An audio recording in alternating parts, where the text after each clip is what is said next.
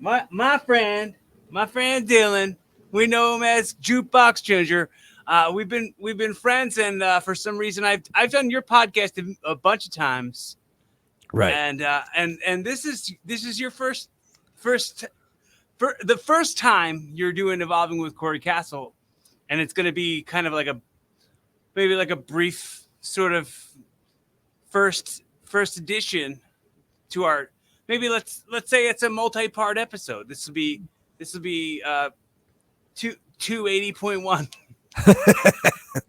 That works for me, man. Some of your episodes run like hour and 40 minutes long, 2 hours long. No, I mean not consistent. I mean it always just it really depends on like how it's going by a certain point, and like if somebody's in a really good point that they're making, and we're already at the hour point, I'm like, all right, let's just keep seeing how this goes. Let's just see where this is headed. Right. Is that something you do? I try to kind of narrow them down to an hour, mostly because one, my wife is not a fan of talk radio. So when I say I'm doing a show, it's a kind of response most of the time.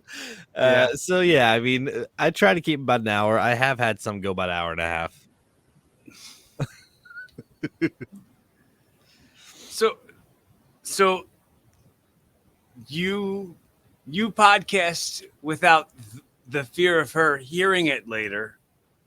She jumps on them sometimes. It's funny though. Like sometimes people will censor themselves, knowing that like their wife or partner or husband or something is gonna hear back what they're saying. They're like, I'm pretty good at. What'd you mean when you said that? What was that? What was that supposed to mean? I don't hide anything, man. I really don't. I'm a very blunt person, and has that got us in some little arguments? Yes, but not to the extreme to where it's hey, we're done. This is over. It's never that serious. I get it too, man. Because like I really have to apologize for how blunt I am sometimes. I'm like, sometimes I don't really like how blunt I am. I don't. Sometimes I can come across mean, and if I wasn't me, I'd be like, that was a mean thing. Yes. And being a manager, because my full-time, day job is I am a manager. Day job, heyo. You said that in a very like sports radio DJ. Day job, whoa. But I have to watch what I say sometimes, depending on who I'm talking to. Well, like, what's funny, dude? I've had this like thought, and I've tried it on stage a couple of times, and I don't think it works. But I'm always like, who's ever liked any boss they've ever had at any job? They've all sucked. Like if somebody goes, "Oh, I'm a boss bitch," I'm like, then I don't want to be around you. Usually, I don't like my bosses. I probably don't want to be around you. Right. I look at it like if my employees say, "Oh man, I love working in this department and I love having you as manager," I'm like, man, maybe there's something I'm doing wrong. They like me, It's funny. Like I remember I was thinking about old jobs over and over this week, and I was thinking about this warehouse job and how much I loved that job until they had me run it, until they had me run and be in charge of everything. Mm-hmm. And once they had me do it all, it lost its fun at that point. It wasn't like, it was like, oh, I got to crunch on this. Mm-hmm. So in a panic about my paperworks and whatever else, I'm so glad to not have that stress. Yeah, I deal with that a lot. Actually, this month we had a lot of like corporate walks too, so it was hustle, and that's fine, but I hate that feeling of having to hustle and like, do I know my numbers, stuff like that. It's not my strong suit. A thing that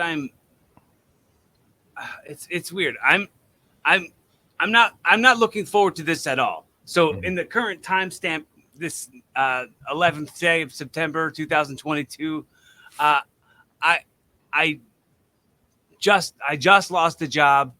I just got a job, and like they have to take these like 2 weeks before I can actually start it. So I'm kind of in this like limbo place where I gotta find work. But the part of this I don't that bugs me is just thinking about like having to feel afraid when some boss person's coming, like tensing up and anxiety that like, oh, haven't I gotten through? I've already paid my dues from day one on so many jobs. I gotta go do it again. Right. I gotta start over from day one and be the noob. Right. Oh man, yeah, it's not fun. It's not fun. No, I don't treasure those times. Yeah, man. How are you actually? I know it's your show, but how you been? I'm great, man. You know, I, I feel like I'm starting new chapters. You know what I mean? I'm moving forward and having the right attitude. And Yeah. like, I'm not really trying to let, I'm not really trying to let my motivation go back down to where it was. Right. That's good. Yes. How about yourself, bud? Well, wife, kids, working 50-hour weeks, trying to do two different shows. The music interview show is kind of a newer thing, but it's got some big things happening. And then You're StarDumb is about to hit 2 years next month.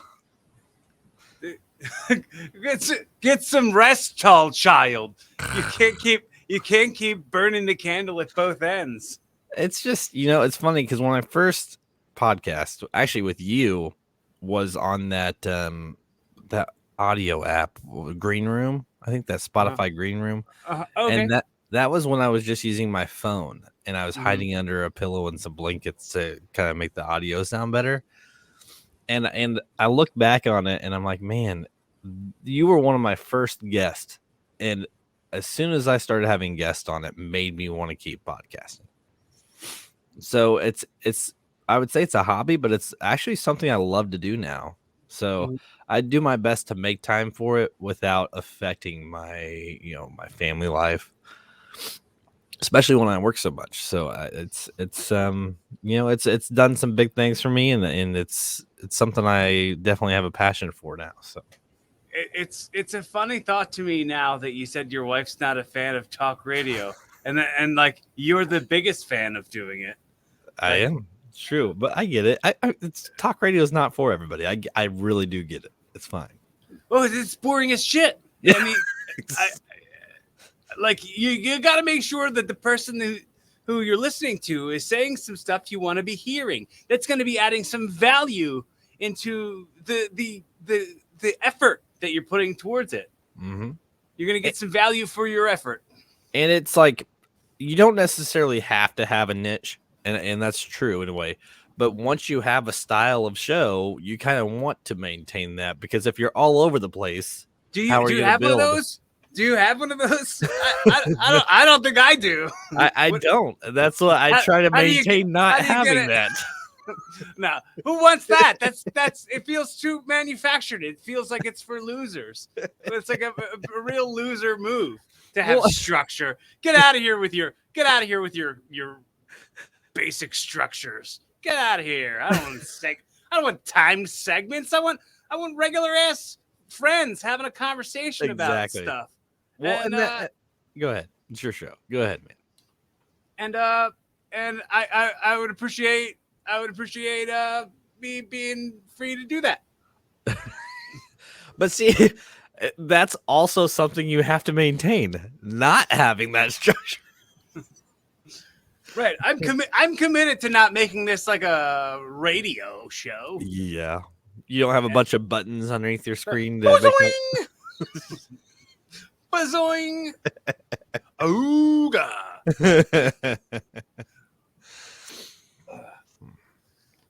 Whew. Bright and early in the morning. Yeah, bro. This is that that's definitely some morning radio, morning drive, The morning early in drive. the morning. I don't have a coffee here, but I would be drinking from that if I did.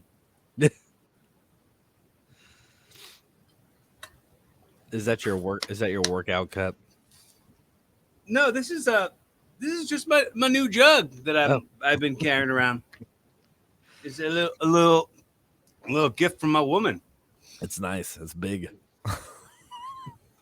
Thanks. You're welcome. So, the types of guests that you've been getting on the JG Lounge, is that JG's Lounge is and is my social StarDumb? it's my social media platform, but my show is StarDumb. So Okay. Well, in the beginning there was a few of them. What was the first one? It was remember I had Singed Eye Sockets, which did not last.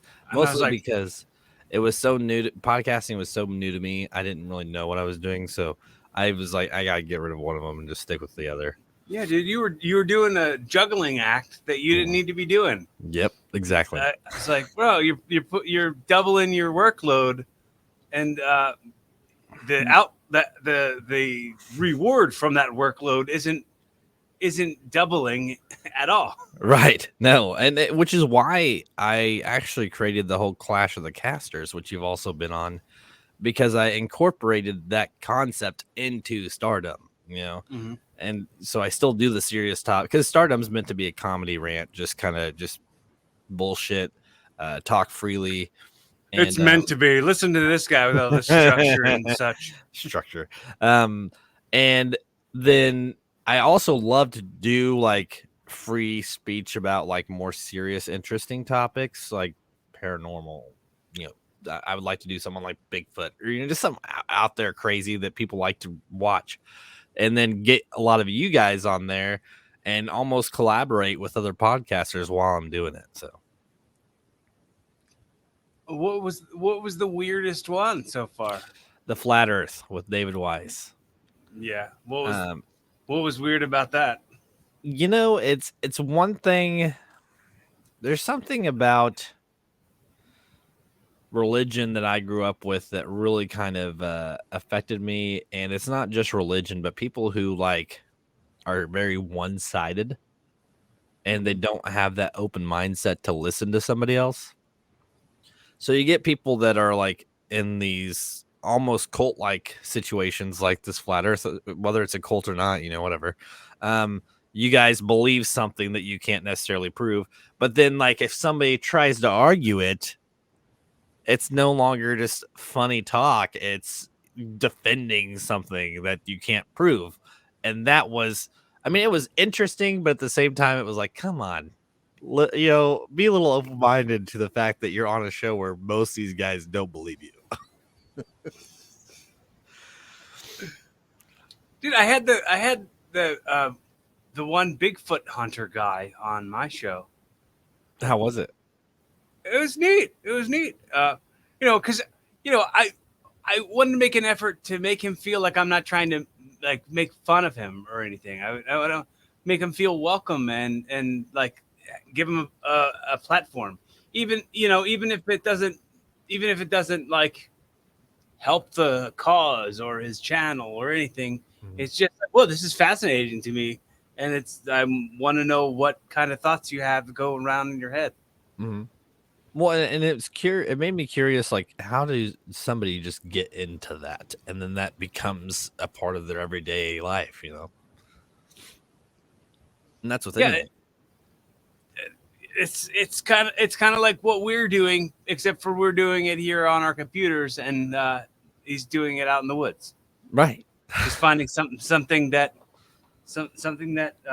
works for filling up his canteen. Exactly. Is that a good way to put it? That was like a perfect way to explain it. Yes. But I mean, I guess living in that environment helps too. You know, I mean, I can't just go outside and travel into acres and acres of woods around where I live. So City boy. Mm-hmm. So the many podcasts that you have been on, the many podcasts that you've recorded, it's probably been tons of times people have asked you the same questions. What are the questions no one's ever asked you that you've wanted to be asked on a podcast? Huh. Nobody's ever really asked me where I'm from or really anything about who I really am. I mean, I'm so used to being. It's true. It's so true, man. You come on shows, people say, "Hey, man, introduce your show and introduce." It's so true, though. It's so true. No one's ever asked me about anything about me. Like Yes, it came out so like something Eeyore would say. You So don't want sad. to know who I am. No, thanks for noticing. Well, you get on these shows, and it's like half of them do script it. So it's like you're their guest, okay? But here's what we're doing, and it's like they don't even start it out like, "Hey, man, how are you?" Like kind of how you and I start our shows, like, "Hey, introduce yourself," and then, "Hey, how you been?" And then some of them are just like, "All right, here's the topic. Let's get into it," and boom. The reason I asked that question is because like what, like let's say go back to like Blog Talk Radio, like when people had shows that were like that and would have me come on their podcasts, I'd always wind up being asked the same few questions, like why did you get into wrestling and who were you trained by and what was your first match like. So it was always like, all right, I'm gonna stop going on people's podcasts because they're gonna keep asking me the same questions. Like you could just listen to any other podcast that I've been on, and you'll find out these answers. I'm not particularly fascinated with telling these stories again. Like, sure, I'll tell these stories probably 100 times on my podcasts as the topics surround those stories. But I can tell when I'm being overly asked the same questions that they've probably asked everybody else, that they're not really listening to the response. They're not really paying attention to me. Like I could tell they're like typing on something, you know what I mean? They're looking at their phones or writing down on a board or something. I've found something very interesting with that because some of the guests that I have on are big comedians or actors or celebrities, and that's one thing that I try to avoid. So the best way to do that, or even to bring it up without it being just a stereotypical cliche question, is to tell them what you already know about them rather than ask them. Because it shows that you research the person that you're having on and you're interested in having them on the show. Yes, I like that. I like that a lot. I like that especially when I'm a guest on somebody's podcast and they bring up some very obscure thing that I probably didn't remember, and then I'm like, oh yeah, well, that's kind of cool. So that's the biggest thing that I've noticed that gets a better reaction, because I hate having tension, and you can almost feel tension with guests. Like if you're asking questions that they clearly don't really care for or don't know how to answer, it kind of just creates that tension. I hate it. I think it's also like it also feels like if I'm asking you the same question you've probably been asked 1,000 times before, like it probably doesn't sound like it's coming. Like I'm just like 1,000 other people. Like, so I'm not being treated with my own level of respect that I'd be getting from them just getting to know me. Right. Like sometimes, a huge portion of the people who are guests on your show don't know who you are and have never listened to your show before, never seen your face, don't know your story, have never seen anything you do. So it's like you're in this make a positive impression mode while like still trying to put on a good show. It's a strange balancing act. It is. And I don't like it. I hate feeling like people are judging me by what I do, so I don't worry about it. I don't like it.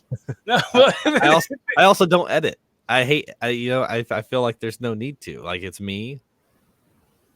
This is how, and it's funny because, and I hate to reference Joe Rogan, but he did make a statement where he said he likes the shows where people are just talking, just everyday people are talking. He personally said it, and he said a lot of people do. Yeah, I've heard him say that. I think that was a huge inspiration for me when I wanted to start my show. Mhm. Like the main inspirations, the main things that made me want to start my show were probably Joe Rogan's podcast.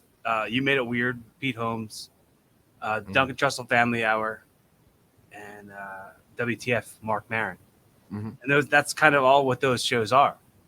Now, when you first started, and I think it was similar to me, you were solo, right? Your first few episodes, it was just you talking, right? Well, the first episode, I think the first 2 episodes were just me talking. But those were when I first started. The show was done at an internet radio studio. There's an internet radio studio like 5 minutes from my house. Right. So they would go as live broadcasts on this internet radio station, and like I didn't even save the first one. It went live out on the air to the people that heard it, and maybe that's the last time anyone will ever. But it was all me, like trying to like convince people why this new show that's on at this time on this radio station should be existing and why I deserve to host it. And it was like this all like, hey, everybody, I'm here. I'm me. I'm awesome. Yeah. And then like, I talk for 20, 30 minutes and I'd play some songs. Right. And then I jump back on. So it started out like it was an internet radio show that came on Mondays, but it was like so limited. It was very limiting because like I could only get guests to join me on Mondays, and they'd have to like come to the studio. Yeah. And it was just kind of a pain in the ass. So then I started branching out and doing it on my laptop or on my app, my iPad and my phone, and getting all these apps and trying to work it out that way. And that worked out better than the studio that I couldn't figure all the way out. Yeah. Yeah. And for me, when I first did a couple episodes and I had people like you and Bob Levy and Larry Hankin on, and I was like, okay, I want to do this. Then I started researching other shows and looking at different setups. And I was like, after a while, I was like, man, I'm actually going a different direction than what I want to do. So I'm not going to worry about that. I've got a beat up laptop that I'm on now. Actually, the keyboard doesn't even work. I have a keyboard hooked up to it. And I have it's a $40 camera, nothing crazy. The most expensive thing I have is this Yeti mic. It's like $150. And that's it. My setup is, this is just a sheet, it's nothing crazy. And then I have a little corner in the basement, and that's how I do my show, man. Yeah, man. I mean, I don't think as long as your message is correct, you don't really need tons of like lights and cameras. And I mean, I don't have a same thing. I just have this little sheet behind me, and I got this little microphone here. Yeah. You don't need much. And it's funny because at work, a lot of people are like, oh, I really want to start a podcast. How do I do it? Well, it's not hard. I'll help you. It's like, what are you wanting to do? Oh, I don't know. I just want to start a show. Okay, well, come back to me when you have an idea, and I can help you set up the stuff. But you kind of want to have some sort of an idea. Well, it's like, how committed are you to wanting to do it? Like, keep doing it. Yeah. Like, I think that a good amount of people who have the amount of podcasts that there are probably only have like 1 or 2 episodes. Yes. Like, because people lose their like gung-ho-ness when they don't get any listeners, when they don't get anybody tuning in, then they just I don't care anymore. I don't have a large following. I average, I average a couple hundred followers a month, but which is not huge. But my views, I have quite a few on YouTube. Spotify's not that big, but I do it because I enjoy doing it. If I get picked up eventually, cool. But I'm not looking for that. Like, I feel like that would affect my show quality if I was trying to do that. Yeah, it's too thirsty. Yes. It's too thirsty. It is. Dude, I don't have a lot of views on anything. I don't have a lot of views on YouTube. I don't have a lot of views on anything. And I'm just doing it because I told myself I was going to do this, and it's evolving, and you don't stop evolving. If you stop evolving, you die. So I have to keep doing this until I'm passed away. Uh-huh. And do you think that it affects when people have co-hosts? Like, because you actually have co-hosts, and like, do you think that might make people stop podcasting? Like, maybe I feel like some people partner up. Oh, you're talking about how like how we did with Wrestle Rock. Yeah. Okay. Yeah. I mean, time constraints. It can be difficult. It can be difficult to all sync up and to be all in the same availability, and it's difficult when it comes to having co-hosts. But I mean, we've stopped doing Wrestle Rock now. We haven't done one since April. Yeah. So just from time constraint, like not matching up. No, that wasn't why. That wasn't why. That we got through 7 years with that stuff. You know what I mean? Yeah. We had a really good run. But it was that Rick wanted to stop watching wrestling, so he stopped watching wrestling, and we just stopped. We stopped recording the show, and I was like, "Oh, I want to keep it going without Rick, like beyond it." And then I just, I couldn't find the right time, and then there's also the whole like co-hosting things, and having co-hosts and different expectations. Gotcha. And it's like, if I'm gonna change the whole show up and rearrange everything and have it be this way and not the way it was, we'll have still no audience. I don't know if I'm gonna do it. I have a hard enough time putting episodes of my own show out. And that's another thing. Like, for me, like, I love that you like pre-record your stuff. I enjoy going live and like getting people in the comments, and sometimes I don't get any of us, having that availability for people. Well, admittedly, I like going live too, and I like that people comment, but I don't because in StreamYard I full size the screen, so I don't see the comments. I don't see them until I come back out. So even if I don't have it full size and I still can see the comments on the other side, I'll be too distracted. Too distracted, and the conversation will suffer. That makes sense. The distractible boy syndrome. I am curious how you picked the name Castle, because like you made that your name, Corey Castle. But what made you want to do that? Like, what made you want to change your name to Corey Castle?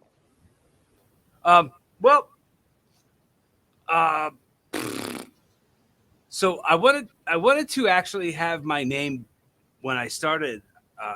We were trying to do a thing where I was doing I wanted to do a boy band thing when I came in, and I wanted to have my first name be Rufus Castle, because Castle was from The Punisher and Rufus was from Bill and Ted. That was George Carlin's character, Bill and Ted. Then later on, when it was like finally time to start, which was 20 years ago, just past 20 years. I wanted my gimmick to be that I was a male model, like Zoolander. Yeah. And I wanted my initials to be CK. So I figured I'd just take the C from Castle and turn it into a K and find a cool C name and throw that in there. And Corey sounded the best. So that's Corey Castle. That's how that started out. That's really interesting. Like, see, how many people ask you that? I haven't told. I feel like I've told that story a million times, but I don't know if I've told that story a million times on this show. First time for everything. Well, maybe I have, and if I have, whoops. Well, and it's funny because when I first started hosting and I was doing Jukebox Ginger, I was like, I don't know if it really fits, but then it just stuck, man. It just because for me, my biggest thing, I was very antisocial through high school, and it seemed like music. As I started branching out into other genres of music, I started meeting people, and it was like, oh, I can just strike up a random conversation with this person because I most likely know music they're into. And it's been a huge inspiration for me listening to music growing up. And were you like the guess your weight guy at the circus? We're like, I'll guess your genre of music that you like. Step right up. Tell me anything about yourself. I'll eye you up and I'll figure it out. I can go from Cannibal Corpse to Stevie Ray Vaughan to just smooth jazz and like all of it, and I don't have to be in a specific mood to listen to it, Mm-hmm. So it really kind of does fit who I am as a person, the whole idea of the jukebox. And I remember growing up listening to jukeboxes in the diners and stuff like, I believe it or not, in the 90s and even today, there are still diners with jukeboxes. Yeah, I've seen them. So yeah. Were you called the Ginger a lot, and you just accepted it, or were you just like, I am a Ginger, get it out of your system? No, I lied. It just kind of fit the name Jukebox Ginger. But I've actually worked with redheads who hate when people call them Ginger, like it's an offensive thing. I've noticed that. I've and it does not. I don't care. I am all about playing into that kind of stuff. You want to know why? Because typically the people who are trying to be offensive realize it's not working, and then it becomes funny. It's no longer an offensive thing when you play into it. What offends you? Nothing. I don't get offended. For me, it's life is too short to get offended about the stupid things, man. Well, that's a great philosophy. My father figure growing up was my grandpa, and when he passed away, I was 13, and he told me, and I remember very vividly, and when he was in the hospital, telling me, "Don't be a negative person. It just takes too much energy." And it's true. There's so much truth behind it. Yeah, there's dramatic things that happen to everybody. Yeah, it's going to be different between you and me, but everybody. You can't avoid it. Just make the best out of it. We're gonna waste our lives. We're gonna waste our best days being upset and offended and taking stuff personally that maybe it wasn't meant the way that we took it, or whatever. Yeah. With lots of things that'll keep you in fear to not go for the things you want to go for, because you're afraid that the outcome might be similar to the failed outcome from before. Exactly. And it's not worth it to me. But I mean, I'll say, man, show me somebody who's never lost, and I'll show you somebody who really is sad, and they're a sad loser. Yeah, man. Somebody who always wins is gonna not be a very fascinating person.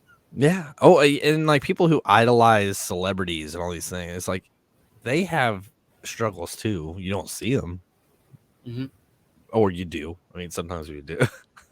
If you idolize their struggles, then you got to look at yourself. But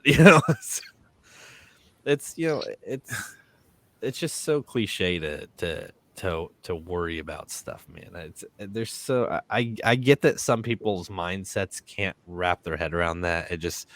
But I don't experience that. Like for me, caring to that extent about struggle issues like bills and stuff, it's just too much.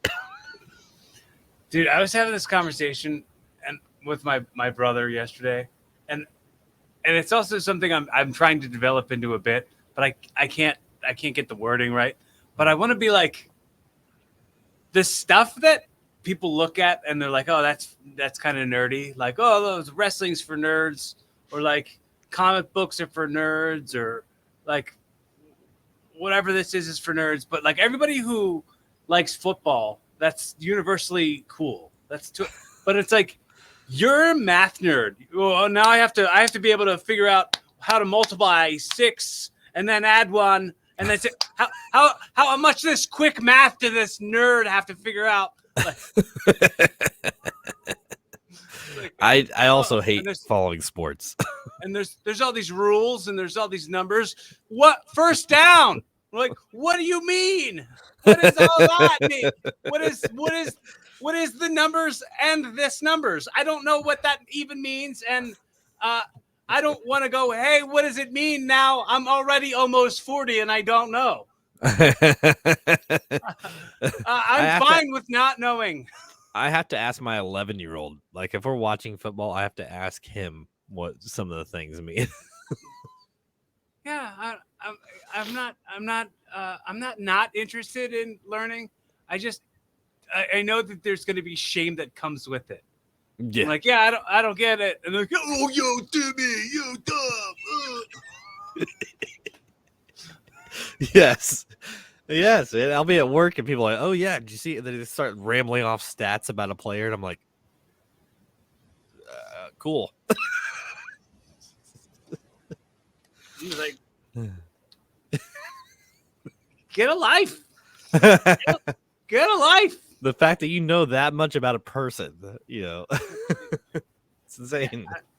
I feel like that about like people who like have like political signs on their front yards. I'm like, nerd. It's like Bill Burr has the thing. He's like, what kind of a loser joins a club?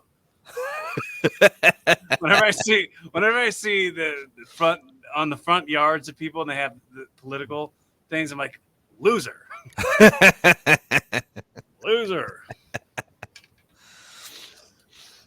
You go knock on their door and say, can I ask you some questions about your Lord and Savior? I mean, actually, the person on the lawn right there that you posted. It's very sheep quality in people. Mm-hmm. It is, man. It's like it's also the tribe shit. It's like the team up. Here's my team that's good, and here's your team that's not. Right. And it's too dividing. It divides us, and we shouldn't be promoting that as much. And there's so much publicity. I mean, NFL in itself, like the amount of money I'm sure it brings in every year is just beyond ridiculous. Yeah. Yeah, fuck you, football. No, it's if I'm somewhere where other people are enjoying it, okay, yeah, I'll watch it, but I'm not really paying attention. Yeah. What the funny part about it is like my mom is a huge football fan, and I'll watch games with her sometimes, and I watched the Super Bowl when the Eagles won. My mom's been an Eagles fan my entire life, so that was cool to see. Like that was an important memory, and it was an important memory to everyone in Philadelphia. Like, yeah, you like. People still have the score of that game on the back of their cars. Like they're nuts about that. Right. But like why it was important for me was just because I got to watch my mom see it happen. And then we got to go out in the street and everybody was fucking partying and going nuts. Yep. But I mean, it's still just a game. It's just a game, man. I could just as easily sit down with you and play Shoots and Ladders, man. Oh, bro. Oh, you're in for it. I'm a shooter. All right, let's do it. Which shooter is it's another word for a wrestler who's going to hook you up and stretch you out. Oh, okay. Yeah, see, I did not know that. Whoa! You taught me something. Anything else I can teach you, son? If it has to do with wrestling, probably everything.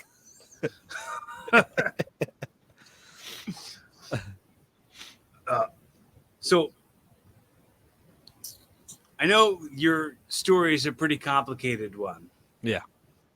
And the religious upbringing is a complicated one. Would you say that kind of gave you this look at me hole, the damage that you have, that you want to like have an outlet, that you want to have a voice, that you want to have a show, that look at me hole needs to be filled in from the damage of your like religious upbringing?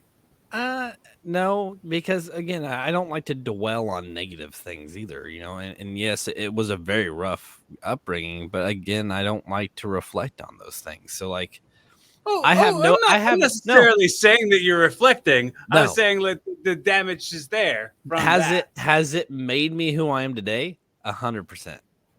Is it in any way reflected in what I do? No.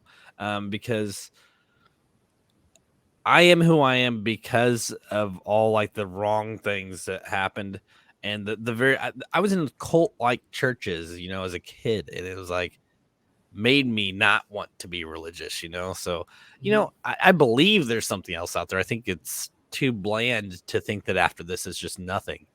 Right. But I don't want to sit here and find the place that's gonna be most appealing to me, what he's saying is, that sounds good, so I'm just gonna go to this guy's church. That's I jumped around churches like I jumped around schools. So what were the cult churches like? So when I grew up Pentecostal, I went to church 4 days a week. I couldn't wear jeans, I couldn't listen to the radio, couldn't watch TV. Stuff that I did in school had to be approved through the church. And it was literally, if it was not related to Jesus or God, then I wasn't allowed to do it or listen to it or anything. Speaking in tongues constantly, like it felt like that was the thing. The other thing I was going to ask you about. I know I've asked you about it before. Well, it's just as a kid, not only is it creepy, but it's like they pressure you into doing it. Like if you're not speaking in tongues, then clearly you're not cleansed yet. Do you like know what to do and what to say because you've seen and heard other people speak in tongues before, or like is it just like shit you're coming up with in the middle of your head? Like that's the main question. I've seen it, and it is creepy. Like I don't think people are just naturally doing it. I did it one time, and that was only to get them to leave me alone. It was fake. I totally faked the whole thing, so they would leave me alone. That's what I think. I think everybody who's doing it is faking. It's like they're pushing the thing on the Ouija board. When they're like, oh, I'm not doing it. That's not me. Something up. Whoa! The spirit says I farted. Anybody can speak gibberish. Like that's not that difficult. It's not. Do you do like an impression of the Tasmanian devil? Have you seen Liar Liar? The scene where he goes, it's a lot like that. Just like that. Yes, it's a lot more jumping around, almost like you're being tased. But I mean, it's gotta be funny. As a kid, it's not. As a kid, it was put not. Together any like compilation videos of people speaking in tongues, like.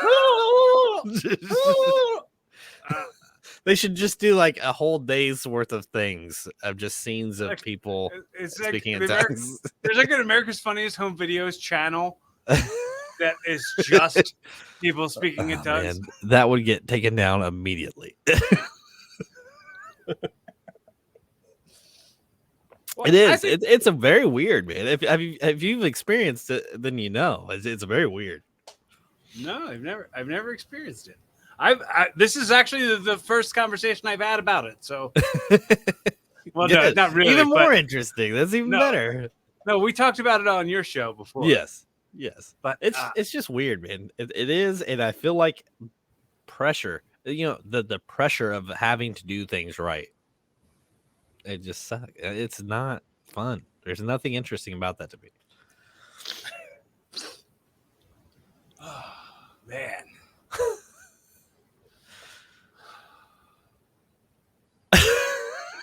I can't believe you faked talk. Yeah, I can't believe you faked speaking in tongues.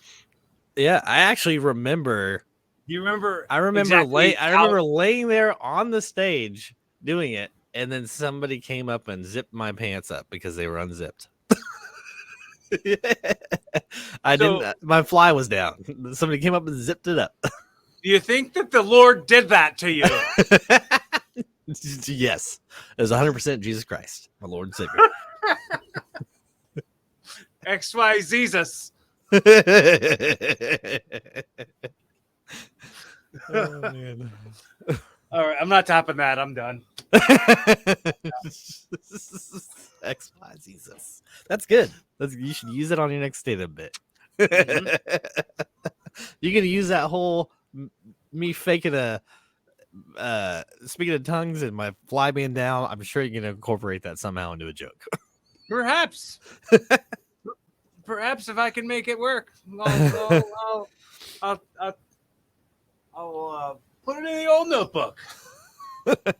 Right after the whole Kool-Aid Man joke. Yeah.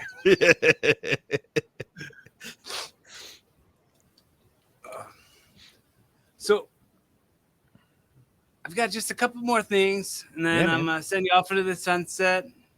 Hot dog and a handshake. I'm super excited about going to work. Oh, I can't wait, huh? So, it's super important for me to tell you on the record, which I'm sure I've done it for your show, but I want to make sure I do it here on my show because this is my timestamp. This is the Evolving with Corey Castle. I'm me, and this is the evolution. So I want to tell you how much I'm grateful for the effort and the energy and the light and the love that you've brought to my life, dude. We've had a really cool friendship generate, and I'm still very excited. I want to say to you that I'm still very excited about the future of what our friendship holds. Of course. And this is the type of people that you got to have in your life is people who are gonna kind of lift you up a little bit. Yeah. And that I'm glad that you're one of those. Thank you. I appreciate that.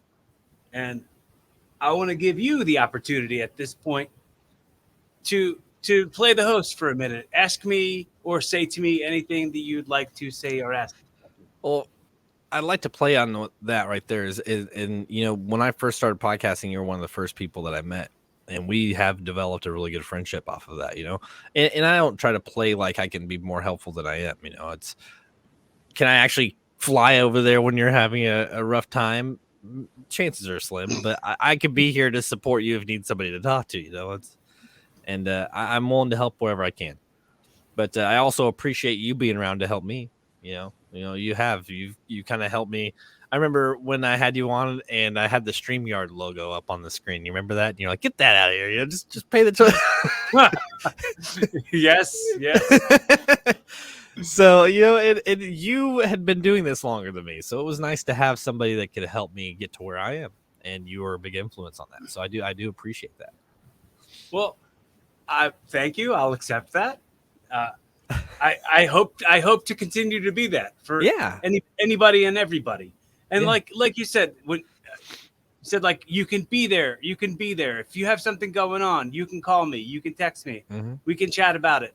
That goes all the time. That goes for you and for anybody who's ever spent any of the currency of their effort on listening to my voice or watching me wrestle or watching me do stand up or listen to any podcast that I've ever been on.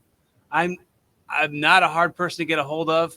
DMs are always open at Corey Castle. Slide into his DMs. But you know, don't ever feel alone. Mm-hmm. Yeah, and that's honestly the biggest thing that has came out of podcasting is the people that I've met.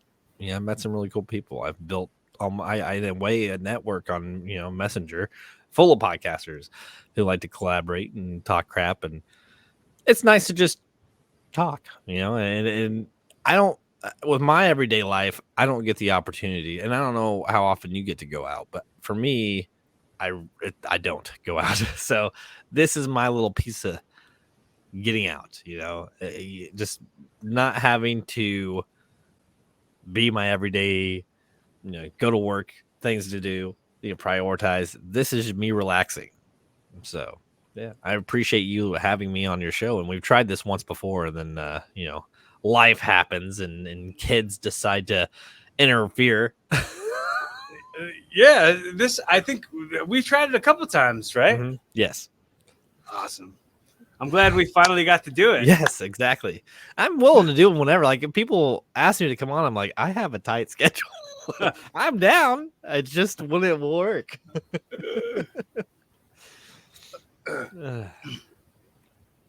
So when you told me to ask you a question, so I do want to know when you started having guests on, is that what really made you want to continue doing it? Because that's what it was for me. Well, my first guests were in studio, like in person. Mm-hmm. Yeah. And I really liked doing that a lot. Mm-hmm. So probably having guests, because like my first guest was my best friend Rick. Yeah. From Wrestle Rock. And I just was like, oh, this chemistry is good, and I need this back and forth. I'm going to try that again the fourth week and see how I like that. Mm-hmm. So that's what I continued to do. But I'd say that probably having guests is what made me want to do it, because it's like, it's not just about me. It's not just about, evolving with Corey Castle because I'm the host of it. It's evolved with me. Listen to every show from the start to now, mm-hmm. and so on, and listen to me evolve, or watch me evolve, or evolve with me. Yeah. That's kind of what I'm hoping to do with like getting all these different perspectives and stories from people who ordinarily wouldn't have had access to speak to the people who might want to listen on my show. I like that. That's very, very similar to me too. So yeah, it's not. I don't know. Like if I was to continue, when I first started, it was the idea was to be solo and just me talking about random topics, and then having the guest on just changed the whole thing. It didn't. I found a way to make it work to where I want the conversation to be random. So I pick topics for each episode, but I don't tell the guests what it is until we're live, because it keeps it more random and more interesting. And it's not the topics that matter. It's the random conversation and the stories that spark up in their heads. Yeah. They haven't talked about in ages. The cringy stories that you try to just lasso out of people. Yeah. Give me all your cringiest stories, and I'm going to show you this cringy thing and watch you react to it. Yes. How do you feel?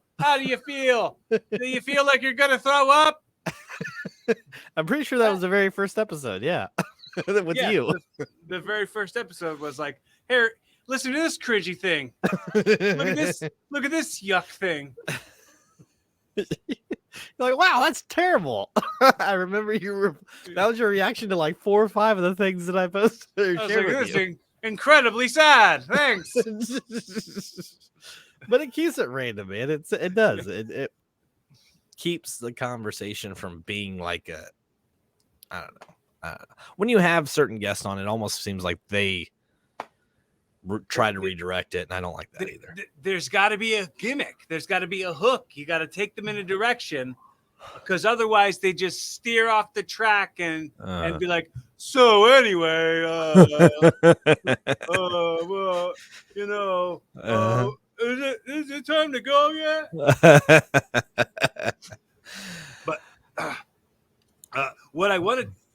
wanted to do with you is a segment that I do called audio time travel. Okay. Are you familiar with that? Yes. Okay, so in the next few minutes, you're speaking directly to the people who love you the most, your kids, your wife, uh, anybody in your family, anybody who may be a big fan of yours. Mm. But you're speaking to them directly in 2042. Okay. You're giving them a message of hope from 2022 to be a better version of themselves tomorrow. Okay. Yeah, What do you say? I think a lot of this has to reflect. I've said reflect several times today. Sorry, I don't know why I did that. But for me, it's just be who you are every day and live it as positively as you can. You know, things might seem like they're tough, and they probably are, you know, but the only thing that you can do from that is make something positive out of it. If you sink into the negativity of everything in your everyday life, bills, struggles, a breakup that you just had, your best friend pet died, these are life things. They happen. Death happens, but you have to be positive. Like there's no need to waste your time worrying about everything else and everybody else and all these things that are out of your control, because at the end of the day, it's only going to drag you down. And there's no point. And that's the biggest thing for me. You know, that's what my everyday way of thought. I love it. I dig it, and I am very, very grateful to have heard it. Really, Thanks. because we've got to be kinder to ourselves, and forgive what mistakes we made to get us, into what those things are, instead of like playing victim to them, which I can do myself if unsupervised. Can fall directly into that trap of beating myself up for not ever taking to anything naturally, or always being awkward and clumsy, and slip up with one thing or the other real quick, and you find yourself in a big old dusty rut, Like almost a sort of a haze just kind of hanging on you. a dusty rut, a rusty butt. And I mean, I get that everybody's different. Like, I don't know your mindset. I don't know my wife's mindset. You know, people have anxiety. I've seen it. I don't understand it. And I don't want to pretend that I do, but I know it exists. So I know that it's hard for some people. And I'm not trying to say that it's not there. But, if that little bit helps anybody, Well, you know what the coolest part about it was? Was that you went directly back to your morning DJ voice in order to give that smooth message of hope. Ladies and gentlemen, I tell you what. Oh, yes. No, let go just let go of your old shit. And that's funny, man. I don't really know that I have a DJ voice, but thanks. That works. No. Well, the way we wrap up every episode is I always say, hypothetically, I've gifted you this show. So this has been the first episode of your new podcast, Evolving with Jukebox Ginger. And your very best, like Jerry Springer's final thought, the best takeaways, the best inspirational moments in order to live a better life and inspire people to evolve. And today's final thought. Start a podcast. You'll be much happier. No, but it's true. It's just talk to people. I mean, you don't have to be a social person, but my biggest thing is, again, be yourself. It's not hard to be yourself. But I know that with social media and all the content out there today, it seems like there's a way that you have to project yourself in order to fit in. And that's not how life is supposed to be. You're not supposed to be spending hours staring at a phone screen, swiping your finger. I'm pretty sure I've heard somebody say that somewhere. But it's true. There's a lot of truth behind it. Social media, staring at screens all day, and just, we aren't designed to do that. You know, Yeah. live life. You know, you can't portray your life on somebody you're never going to meet or a trending topic. That's not how we're supposed to be. You know, that's a word I don't use enough, but I think it's a good way to describe a lot of what this culture is. Trending. It's very trendy. It's like it's trendy for this, it's trendy for that. Everything is phases and everything is quick because we have been programmed to become less bored and swipe all day and get lost in this loop, the time suck loop, and let's take a break from that for a minute. Just figure out kind of who you are, and like Dylan said, like Jukebox Ginger said, be yourself. Everyone else is taken. Yes. You know, whatever hashtag is trending right now is not important. It's not. You know, 15 years ago, people would ask you what a hashtag was. We're like, pound sign. That's what it is. It's a pound sign. It's not a hashtag. It's a pound sign. Well, do you remember like house phones? There was the pound button on there. Yeah. Put in your, or you call the bank or something. Before there was the apps on your phone, you had to call the bank to check your balance and then ask for your 4-digit PIN followed by the pound sign. That's still a thing, actually. Pound sign winning. Hashtag pound sign. Hashtag. Do you do any impressions? Not really. I mean, there's that. You ever see Master of Disguise with Dana Carvey? Dana Carvey. Why don't you get away from my donkey? What you talk about? Get away from me. I'm making waffles. I love that scene.